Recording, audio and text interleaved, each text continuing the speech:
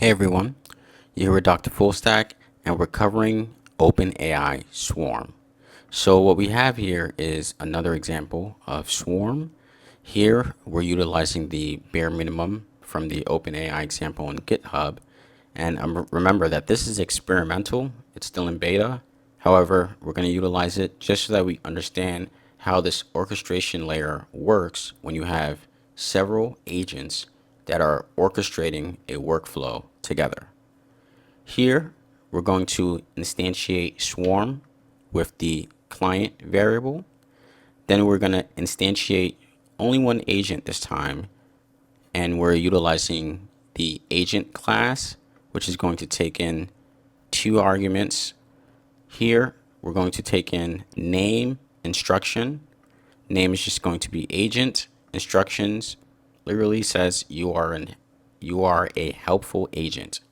Messages, well, the first message is going to come from the role user. The content is going to be who are you?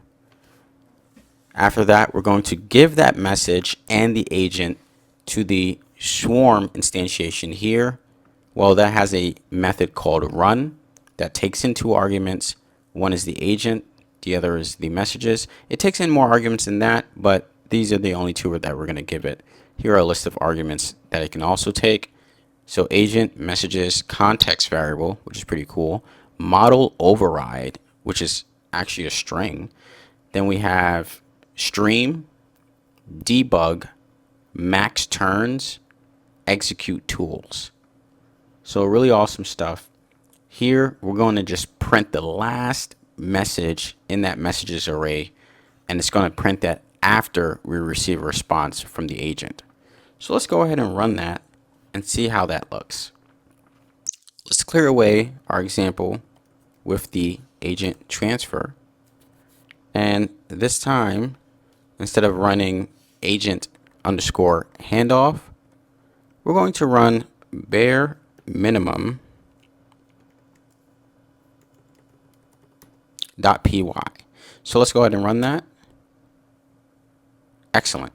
So here's the agent's response. Hello, I'm an AI language model created by OpenAI, designed to assist with a variety of inquiries and tasks.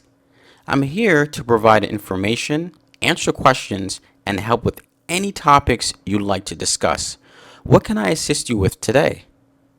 Sweet. So the agent is responding to us, and look how quick we set this up. Literally less than 23 lines of code, and we're not even going to mention the fact that I didn't need this here. I could have just exported this to my local environment. So this is beautiful. I love Python for this particular reason. Now that's the bare minimum example. Here we have context variables. Now we set up the instantiation of Swarm the same exact way, but we have a function that says instructions now. It takes in one argument, context variables.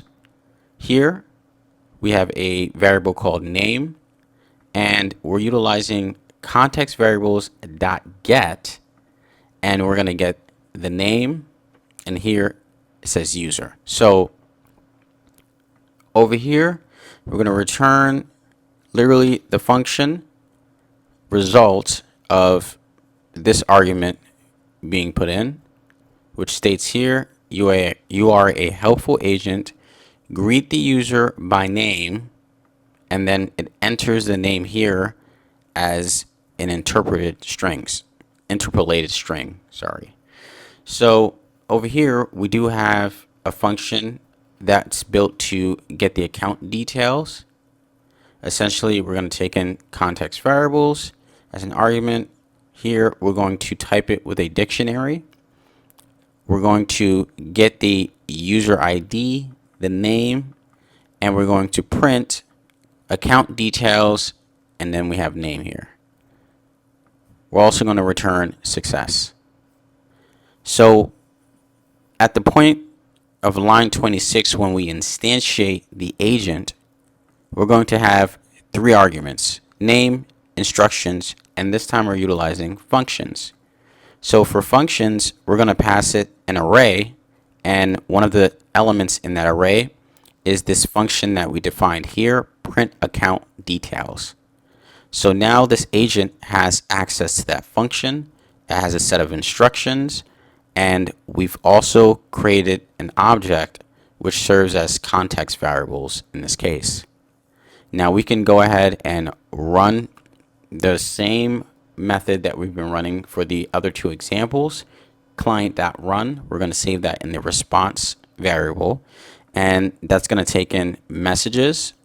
It's going to take in agent, and this time we're also passing context variables as context variables, which is the array, or rather the variable that we declared on line 32. Afterwards, we're going to take that response and we're going to find the last message, which is the last element in that response array. And at that point, we can literally log out the value of content. So that should give us the assistant's response, the agent's response, whatever synonym you want to use for that. And at the very last part, we're going to go ahead and run a different response by asking it to print the account details. This is another message from the user. And at this point, we're going to get that last message and it's going to print those account details.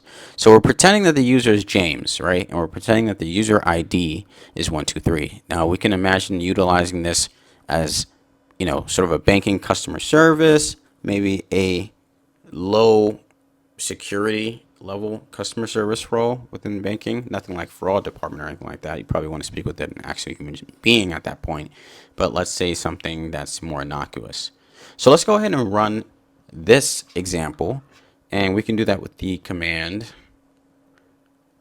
Python 3, and instead of bare minimum here, we're going to do context variables. So let's delete this part here, and let's write in context variables. Let's hit enter. Sweet. Look how amazing that was. So here, I'll zoom in. You can see that the agent answered, "Hello, James. How can I assist you today?" It also printed out my account details. James, 123. It says your account details have been printed successfully. If there's anything else, feel free to ask. Well, I really appreciate that. So at this point, you've seen another example of Swarm being utilized in this agentic orchestration. Really simple. We're just going to create these agents as literally modules, and each module is going to have a different workflow.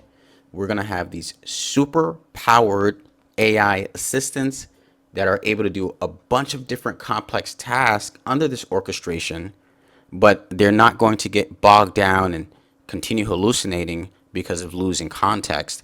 We're able to make this a lot more granular by spreading it out, right? So being able to use this in really sophisticated workflows is what people are going to try to do now. And I recommend that you try that for your next project.